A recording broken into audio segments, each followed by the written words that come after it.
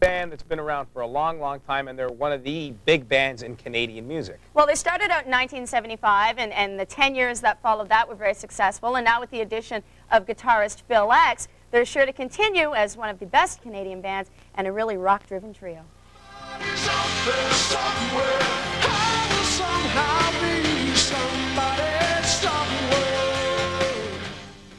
From the Triumph lineup that included Rik Emmett to the present-day configuration, Triumph has stood the test of time.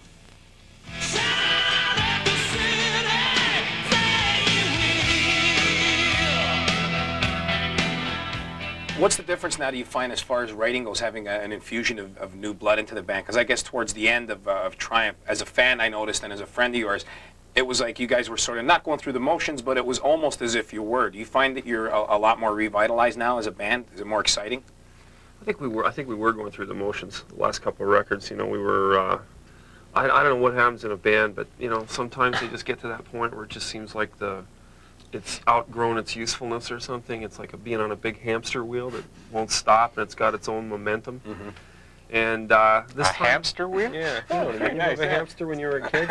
Analogy of the week club. A lemming wheel. You know what I mean? Yeah, we'd become lemmings, and you know, it has been a real new, fresh feeling. You know, writing with Phil, writing with Mladen, and the way we recorded this album too. You know, it was all hands-on by everybody in the band. It was a lot of fun. It was invigorating.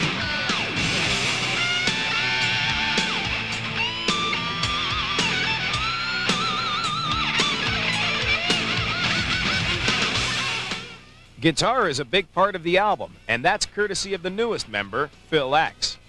Phil, what about for you coming into the band? I guess you played with Frozen Ghost for a while, you played with Aldo Nova, you did some stuff with John Bon Jovi, you played on a track with him. Mm-hmm. Do you feel sort of like, is there sort of a hired gun syndrome to this, or how do you feel coming into the band? There was playing with all those guys, you know. I learned a lot from them. It was great education. Coming into this, it was like, I feel like a big part of something, as opposed to a little part of something. So that's the difference for me. I feel at home here. Everything's really cool. I get along great with the guys most of the time.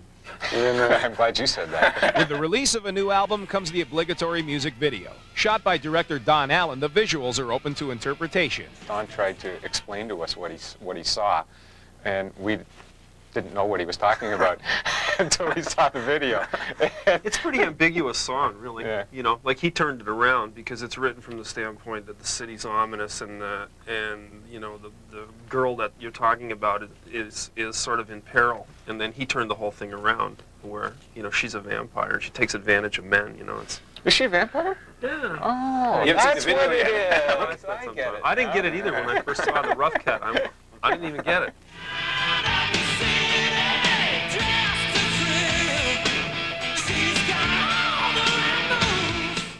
Triumph's been around long enough to know that radio formats come and go, and what's hot 6 months ago might not be hot this month.